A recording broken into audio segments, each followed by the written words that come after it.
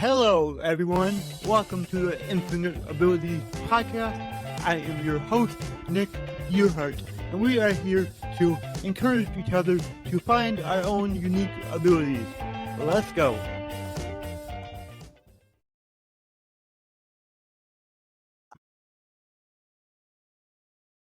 All right, everyone. So today we have Kurt with us, and this guy has done some amazing things.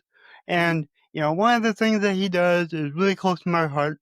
He loves to help people with disabilities. As you know, I prefer to say different abilities because I know that we are able to do so much more than a lot of us even know. And we're all remarkable people. So, Kurt, do you want to tell the audience a little bit about yourself? Sure. I am here in Milwaukee, Wisconsin. I like to share that being in Wisconsin, I'm an ambassador to bring you the show ski capital of the world. So we're talking water skiing. I'm a lifelong water skier. Mother and my two aunts performed water ski shows since before I was born until I was, I think it was about like when I was 6 years old was probably when they wrapped it up. But then by the time I was 14 years old, I was watching my brother in a ski show. And when I was 15, I joined the ski show that I belong to now. And so I'm a guy that loves marketing through technology and events. So right now I'm out there a lot in the online entrepreneurial space, learning all about tools that entrepreneurs use, connecting the coaches, and I do podcasting myself as well, and I'm involved in TV and radio, and all of that kind of came together. First of all, because I kind of have a flair for it all, but then the bonus benefit is that with what I picked up on with being a disability ally, people with disabilities taught me that, hey, Kurt, you can be a disability ally. So they sold me on it. So here I am saying that's what I am. And so basically all the mass media, multimedia, social media, all the stuff allows me to share the last decade of experiences that I've had with who I say are masters of ability, where some I people love call that. them, as you said, people with disabilities. I love that. That's so cool. And what got you involved in helping people with disabilities? Well, it's something to explain. It's like peeling an onion. It's a progression of things, and then it culminated to a point like I alluded to 10 years ago. But kind of the foundation of it is I was born into a family where my parents and grandparents and other relatives and close friends are in Lions International, where we know that they support people who are blind or visually impaired. And also, I'm in the Catholic faith community. And so, same situation with Knights of Columbus and Ladies of Columbus, where, at the present time, we would show Knights of Columbus supporting people with intellectual disabilities. So I know that now to be in the space of intellectual and developmental disabilities. And when I was in high school, I learned about through a scholarship opportunity, Optimus International. And then subsequent to that, when I learned more about it post high school and post college, actually, after I got married, when I looked at what's going on in Optimus International, I learned that they picked up a program, created a program for more scholarship opportunities for students, being a communications contest for the deaf and hard of hearing. So all these experiences culminating in the community of people with physical disabilities is the water skiing. The water ski club that I belong to, they picked up adaptive water skiing, a few years into the club. So at this point, it would be 37 years of adaptive water skiing by the club I belong to. And what happened a decade ago is I I ended up with um, a circumstance where I was able to talk to someone who's a community member with a disability to say, are you aware of adaptive water skiing? And the whole thing went that I propelled interest with this gentleman to do adaptive water skiing. And then he subsequently meets a gentleman through physical therapy where um, we find out that he is a captain with my team Triumph, which is endurance sports. So that's being a captain and using running chairs so that the diverse ability athlete is the captain.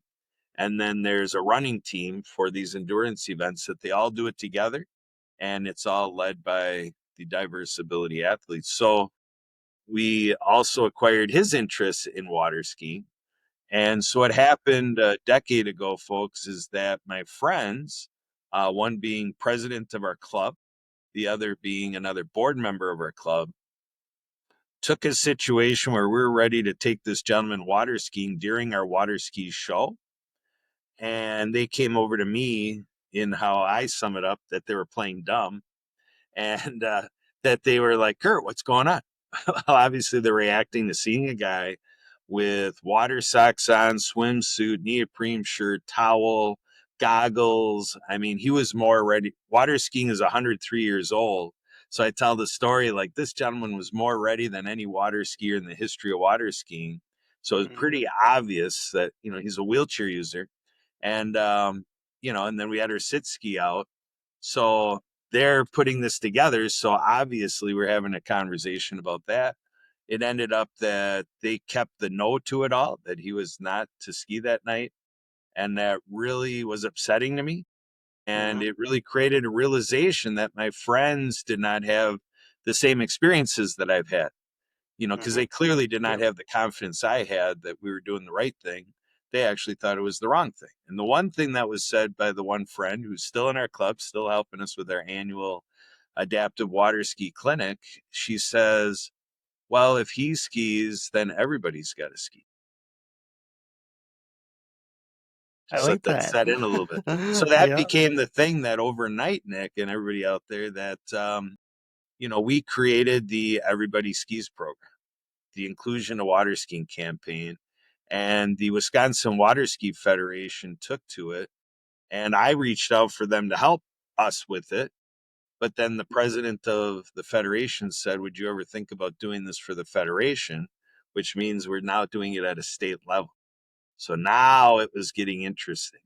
And coming into COVID, Nick and everybody, we more than sextupled the access to the sport of water skiing in 6 years, 6 times the access in 6 years, Wow. which for me was the most elation I've ever experienced in anything else in my life.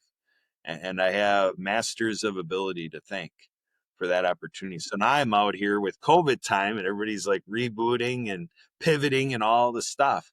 Now Mm-hmm. it's given me an opportunity to dovetail that into ministry, into inclusive recruiting and nonprofits, into accommodations of education, to look at our government to say, yeah, the disability services have it right, but how are we doing, whether it's park and rec, the highway department, all Mm-hmm. of the work of government, are we doing all of it to the ideal formats of all of our citizens, especially our citizens with disabilities? And in the business community, I point out that the most concerning poor scorecard in terms of respect to people with disabilities is the business community. Now there's a lot of successes, a lot of shining examples out there, Mm-hmm. but this is our biggest growth area, I believe. This is my opinion, is in the business community. Because I want to see C-level executives in businesses. I want to see more boards for businesses being people with disabilities, and Same here. more business owners to have more disability chambers of commerce. And I want professionals out there to really master this. And then when you say you work to live, like looking at you, Nick, or any of our viewers and listeners out there, what's living it to you? See, and that's what I go around and do. I ask everybody I'm with, how is that working for people with disabilities to join you in that? Or if you're a person with disabilities, how is the program doing attracting more people with disabilities? And so this has become my whole thing. I've created Ability Fest, Global Ability Fest to create these events where all this is demonstrated. And I equate it, my appetite for it, I equate to Epcot out of Orlando, Florida with Disney World, to say Epcot is the experimental prototype community of tomorrow. EPCOT, experimental prototype community of tomorrow. So I'm rebooting that whole shining example by Disney and saying, I want to deliver to the world the experimental prototype community of tomorrow and have it defined by people with differing abilities. That's my true mission in life right now.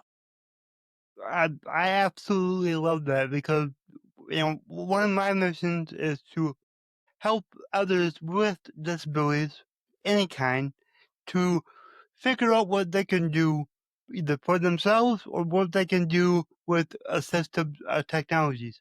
Because, I know a lot of people that have disabilities and they don't think that they can do a lot of things.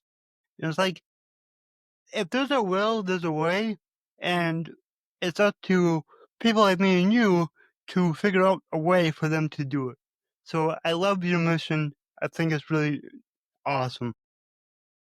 Thank you. Thank you. And like I say, the gateway that I went through was provided by, what has become friends that are friends that happen to have a disability, but just to really deepen my understanding of the human experience and to really realize for the first 40 years of my life that, culture, custom, genetic memory, and our practices have really left me to temptation where I chose the wrong fork in the road. So I don't want to blame anybody in my life or society, things like that. But just like a lot of things that are like vices and things like that, and where ego can get in the way, you know, I can say that I practice the wrong side of the fence on all this topic. So to me, it's a little bit of a remediation, a little bit of reparation, and a way that I can feel more equity in my own life for myself personally.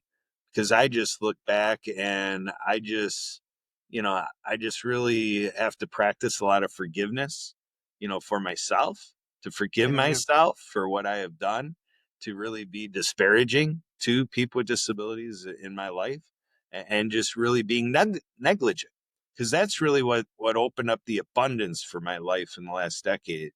Is I had this paradigm shift, and I think it took seeing my friends do what I learned not to do, but they obviously did not learn not to do that. Like even microaggression, the fact that it was this gentleman's business that he was going to go out there and ski, and they came over to me. See, I didn't realize, other than within the recent couple years of that moment, masters of ability, people with differing abilities, taught me the idea of microaggression. That I perpetuated microaggression for 4 decades of my life, and I didn't realize that they taught me that. So now through advocacy and just people letting me in their life, able to share with me things that I didn't learn, and they taught it to me. And now I'm able to see this right at a lakefront event for water skiing and to be like, oh my gosh, my friends just were totally in microaggression, coming to me to talk to me about this gentleman's business. And not only did they do that, even under my instruction to tell him that he was not going to ski, they never told him. My wife picked up on that and at least became the agent of courtesy and said, I'm sorry, you're not going to be able to ski tonight. And no explanation. My wife didn't get into any explanation, but just at least put the apology out there. And my friends didn't even have the mindset to say that this guy deserved from them to know their decision. They were too uncomfortable to even do that. Hmm. So And what I know, happened? like, for me, like, that's really common is people don't really love to talk to people with disabilities. And there's, many different things that we can think of as to why, but the fact is, it happens. It happens to me almost daily when I go out. You know, if we're out in public, people are gonna walk up to whoever I'm with before they're gonna walk up to me if they don't know who I am, and it sucks. Yeah, and Nick, I would say that I sit here very optimistic that we are at a point in time in the history of humankind to even look at to say 175 billion people have ever been on the planet. So part of my narrative is this is how amazing this turning point is that I believe the 8 billion of us on the planet are experiencing right now at the present time, is that these concerns that you just expressed for yourself, that 2 billion people on the planet can be assured, being stakeholders in this conversation, that the other 6 billion people will be responding in the next decade and 2 decades to this issue, thanks to the sacrifices that a lot of people have had, all the people that died from COVID and all of the stuff, that we live in a legacy now. And it's just amazing that just to say 8 billion people on the planet, and to just look at the growth, the human growth, the evolution of humankind that's happening at the present time, I think is real exciting on all fronts. But I really believe what's going to lead the excitement is people who don't identify with the disability, and people like myself. If I go back in time, I have a friend who said, Kurt, what it seemed to be telling me is we get to meet now, like on this podcast, on this show, you all get to meet Kurt Raskopf 2.0. If you had met me 15, 20 years ago, my commentary would not have had this flair. And again, masters of ability, people with differing abilities, get complete credit because I report that if I look at my 40-year trek, I'm 53 years old, and my 40-year trek being like people like you're talking about, Nick, not as much talking to you or giving you the attention deserved, just really worrying about, professional path, family planning, all these other things, the people you talk to in your ministry circles, your church circles, all this stuff, and not worrying that it's very exclusionary, against people with disabilities, to now saying, wow. And the thing that did it, Nick, was Americans with Disabilities did a project through the ADA Legacy Project, set forth a beautiful blog campaign that because of what I was doing, they created a blog with the Americans with Disabilities Act, that Americans with Disabilities reported how crucial that law is for their life. And Hmm. as much as that in itself is a great thing, their bigger purpose, everyone, was to say they more wanted to give the battle cry that the lives of people with disabilities are every day. And I'll tell you what, that really hit me at home and I'm at home, it really hit me in my heart, really stirred my belly. For my own introspection, I had to be honest that, yeah, I did the adaptive water skiing and some token things, but I really held on to my laurels with that small set of things that I did with people with disabilities. So they've got me to the point where now I say, Nick, what have you done today? What are you doing right now in this meeting with your show? What are we doing with, people with differing abilities? And what will we be doing later today with professionals with differing abilities? Because I not only want it to be thought of as an everyday thing, I want it to be throughout every day. I want it to be Hmm. that people like myself that can easily, like I had done, identified myself for the most part outside of the disability community, to say, like, even with dreaming, to just look at our dreams. When we have a dream, am I dreaming of doing things with someone who's deaf or hard of hearing? Am I doing stuff in my dreams with someone who's blind or visually impaired? Am I doing stuff in my dreams with someone with intellectual or developmental disabilities?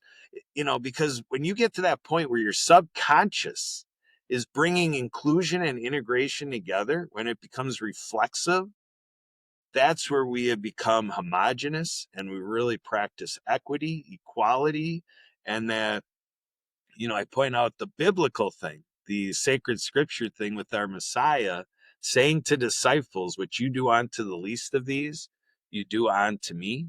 And if people are honest, they think of people with differing abilities in that comment, where that is not divinity. That is not, the divine experience. The divine experience is when you look at 8 billion people on the planet, is that we're equally yoked. We're all an equal part of the body across the planet.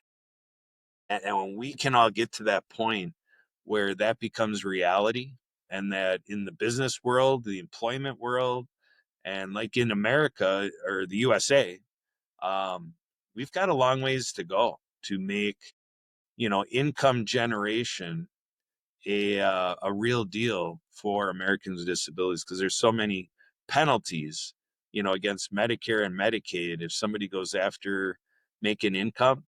And I don't think it's right. I don't think our laws are right. I think it, for the 80s and previous, for the past decades, where our Congress was, it was good for those decades. But we're celebrating our 35th anniversary at this point for the Americans with Disabilities Act.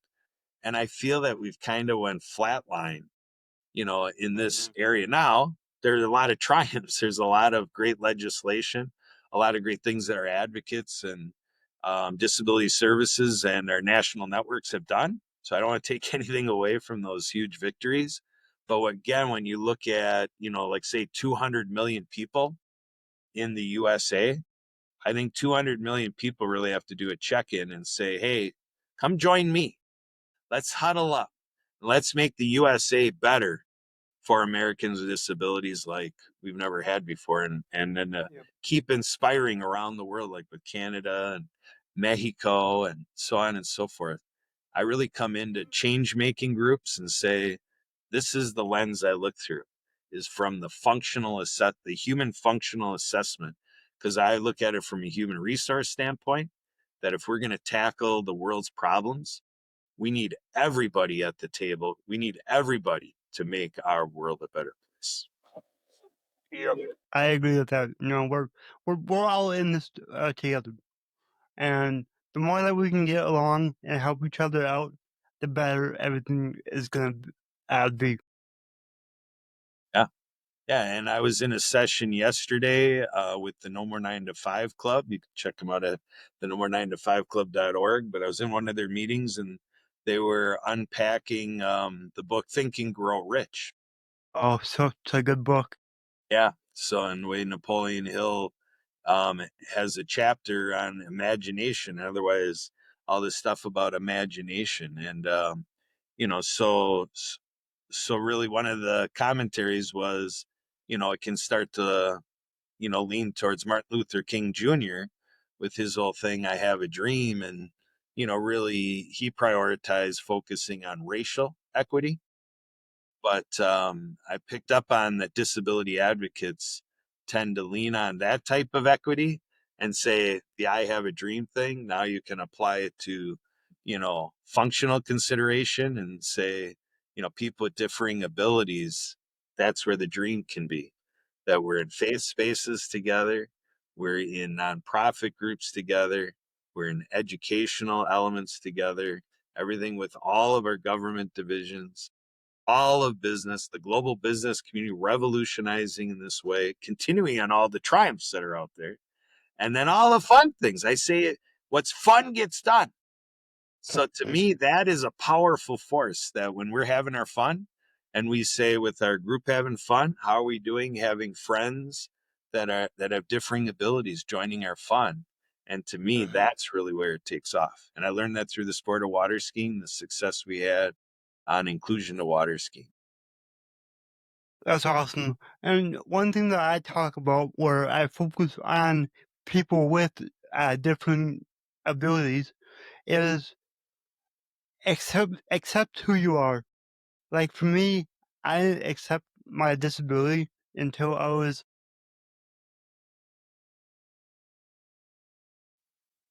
27, 28 years old. I'm at 33 now, so not that long ago. My whole life, basically, I tried to hide it, which you can't hide cerebral palsy. You just can't do it. But I did. I tried to hide it. Like, I tried to walk better and talk better. And all that did was make me walk worse and talk worse because I was focused on it. And as soon as I embraced who I was and I started to love myself, my whole world opened up. And that's what I want to, get out to the world is it doesn't matter who you are. Embrace who you are. Embrace your circumstances, regardless of how bad they are, and just live your life to the fullest. And don't let anybody tell you that you can't do something. Yeah, yeah, that's perfect. And so yeah, I'm on the community development side of it. One element is like respite care. So for all of our caregivers out there, I really see the dysfunction in our society. Again, culture, custom, genetic memory, that we just always dump, this space that we have an individual that needs a bridge, needs accommodation, and I don't even like to let it rest on a person with differing abilities has all the need. I really learned that I had the greater need than anybody with differing abilities. And it was more, what I learned about global public inclusive infrastructure, web content accessibility guidelines, universal design, assistive technology, adaptive equipment, all the things that I learned from independent living centers, aging and disability resource centers. I really went in and I got myself educated. And when I realized what was going on inside the disability community, I really was awestruck on how our way of life just really segregates that, just pushes that off. And when I get involved, people are like, Kurt, why are you involved? Do you have a wife with a disability? Do you have a disability? Does your daughter have a disability? People are trying to hunt for, why are you involved? I want to evolve to a point where this is an all hands on deck initiative where 100% of people are committed to make our communities and everything we do in our lives 100% accessible and enjoyable, and that everybody belongs. And we design it that way. We don't say, oh, it works for 75% of us. Good luck, other 25%. You'll figure it out. You got all your services. You'll figure it out. We all got to do this together. So with respite, I always figure for every person with a disability that has these functional interactions that really bring out the most in them and then allow them to come out and be the greatest part of our society so we benefit, I go by it's a 3-to-1 ratio. So when you look at that caregiver, who are the other two resourceful people functionally being in that respite type position to take a ton of weight off of that caregiver? Now there's respite programs, but I think part of our flaw is we have to now supplement and complement respite programs. We have to make the whole enchilada, our whole lifestyle as a community, that the entire way of living is respite for everyone, right? Yep. And to me, it's like a 3-to-1 ratio. So just like I talked about that friend of mine who's a captain with my team Triumph, working with able-bodied athletes, and it all works as a unit. That's the way I look at it, is that people with differing abilities can come in and be our captain, take 3 people in you know, into the, draw people who don't consider themselves with a disability, don't qualify for government benefits that way anyway, and to say 3 people are teamed up with the one. There's probably that one person that is the, you know, customary caregiver, but that Yep. customary caregiver needs a couple people from the community also assigned, to help out, because like Mhm. the 24-hour day, if you have 3 people, you can split it up into 8-hour intervals, which we know, in the scope of tasks and work, that's more reasonable than having somebody who's assigned to another person for 24 hours a day, every day, and then lucky to have occasional respite. You know, there's these things that I learned at that being brought in being a part of the inner circle kind of thing, and really getting the ripe, raw truth. And there's a documentary film called Interdependence by J Dog Productions here in Wisconsin. And there's a handful of people who have become friends through my getting involved. It's just really rich to me to hear their examples and how they're not afraid to talk about systemic oppression, to look at how independent living works and how work life works and transportation and all of it, and that it's functionally in conflict with each other. That when you look Mm-hmm. at deploying that to a person, and a person is supposed to participate in these separate systems and have it come together in a functionally sensible way, the system does not basically allow it. Like, it's No, humanly it doesn't. impossible for any human to work with a system combination like that. If you just look at one system alone in that lane, it's like it looks like we got it taken care of. But then they Mm-hmm. point out in interdependence how the work considerations with the health considerations, with the transportation limitations and all the stuff, there's just like no Yep. way for a person to do that. And nobody's looking at it to make it a homogenous, frictionless and seamless exchange between all the systems that need to come together to wrap around and make it humanly feasible, that they really receive the benefits that make sense. And again, it's filling the gap between them and the rest of us that have not Yep. had the ability to make our activities make sense for people with disabilities. So we lose out because we're really trying to do everything with 75% of our population, if we're Mm-hmm. honest. So why Yep. not do it with 100% of our population? We're going to move everything we want to see for our neighborhoods, our cities, villages, towns, our states, our regions, our country, our world. If we get everybody at the table, it's going to be better for everybody. Mm-hmm. Yes, it will be. I just want to talk about a couple of things from my perspective. It's like I've learned more about disabilities, disability community, and all that, and all the resources out there, all the resources that should be out there that aren't out there. I've learned more about that in the last year than I did my whole, 32 years before living with one. Because it's not something that's like talked about. It's not something that is readily available like most things in life. So I'm really looking forward to, being more a part of what you do and the other people that I have in my community now, because there's a big change happening. You are correct, and it's going to be awesome. And I can't wait to help in any way that I can. Yeah, that's fantastic. Yeah, my time and with the stories I'm telling, I was vice chair of the Wisconsin Council on Physical Disabilities. And um, the timing of my entering there is that the Council for the Deaf and Hard of Hearing had just completed their emergency preparedness toolkit. So then they came as a guest to a council meeting when I just entered the council. And so I'm learning about, and I had been an EMT for 10 years. So this is right in my wheelhouse.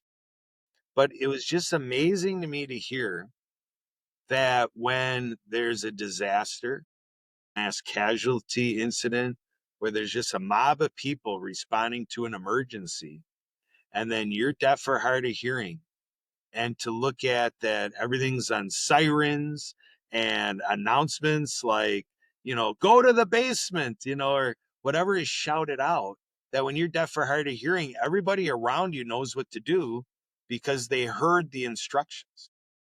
And then to think of that person who's deaf or hard of hearing, you're already scared. Like, if you have hearing, you're already scared hearing the instruction you're supposed to do. And then imagine how exponentially more scary it is when you're looking around and nobody communicated to you, you know, what are you to do? And you're way behind the pack because you're having to pick up on visual cues and, a roundabout way to find out what you're going to decide to do. And then, so in these preparedness toolkits, they have these placards that in emergencies, the things that you tend to communicate, this two-sided, um, you know, card guide, can allow you to point and help communicate to people who are deaf or hearing. And then plus in their kit, they can go up to somebody and there can be some interaction because you're using, a cheat sheet basically, and using at least two sides of what possibly could be communicated to give some guidance to the person. And this just happened 8 years ago, Wow. and then to look what's going on there. So now I was involved helping it be for people with physical disabilities. And then it went to the governor's committee for people with disabilities, and through the health and human services it became an emergency preparedness toolkit for all people with disabilities. And Mhm. so really this pretty much got to be in a nice place like right before COVID, but that's public health. That's a little different scenario when you're talking about something like COVID. It's Mm. not the same type of preparation or response. But at least that all got in play before that disruption, that the project is in a good place. And, Mhm.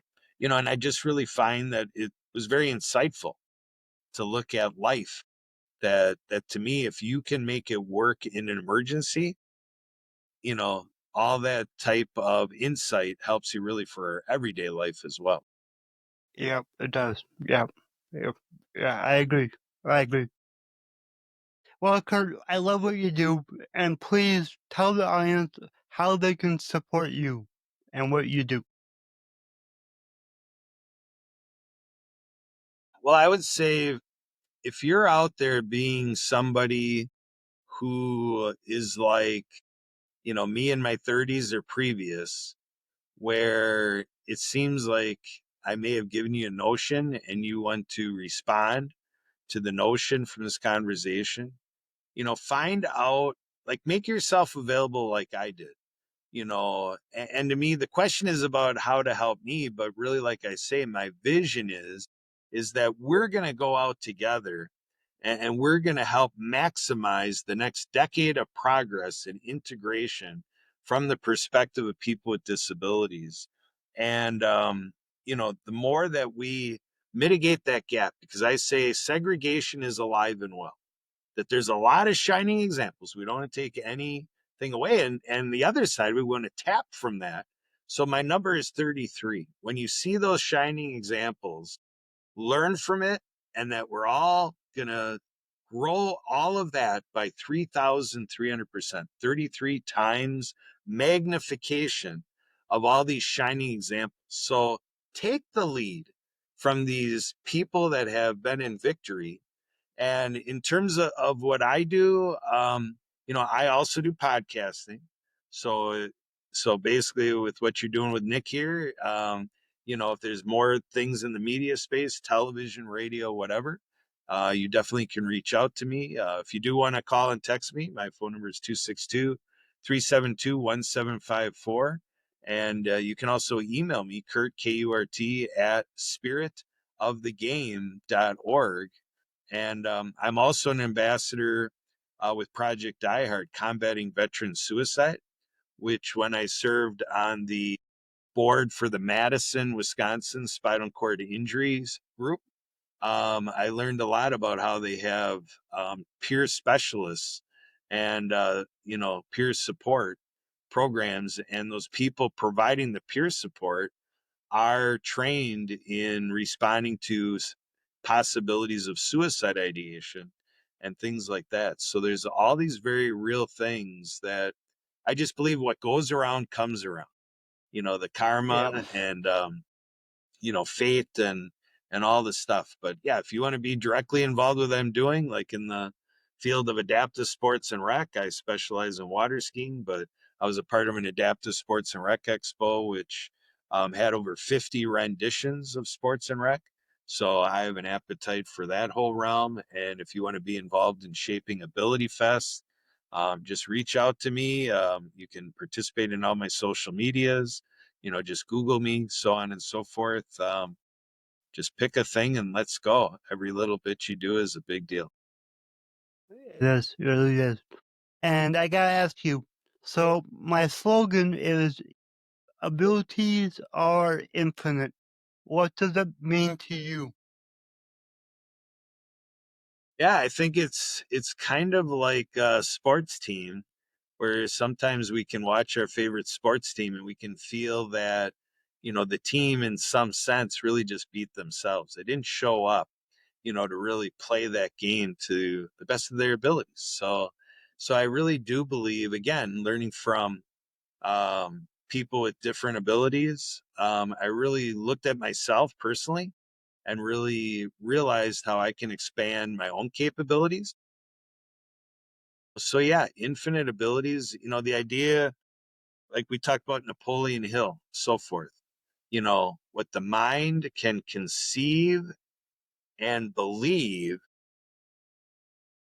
it can achieve. So we can achieve what our minds can conceive and believe. And there's another mantra out there, know what you believe and believe in what you know. So yeah, definitely, like with water skiing, show skiing, the mindset is such a big deal. So definitely, there's also power in numbers. The idea to, expand your own abilities through other people. So to me, that's what it amounts to. We don't know our own capacity, until we lean on others. And, yesterday in the No More 9 to 5 Club, they talked about, do we give ourselves 30 minutes to meditate, contemplate, make our plans, to just really assess and really, self-care and self-attention and really think it through, and really open up the possibilities from that moment on until you do it again the next day. Yeah, I really do believe that, you know, we can look at our abilities as infinite. Because I know as a 53-year-old, I'm surprised that, kind of what I'm growing into doing. And, there's something like some people say your heavenly father does not give you challenges that are beyond your capacity. So it feels like you've got a lot on your shoulders. It's because there's higher power there that is saying you can do it. So it's up to you to believe you can do it too. And your point, Nick, I love it. It's infinite. Thank you.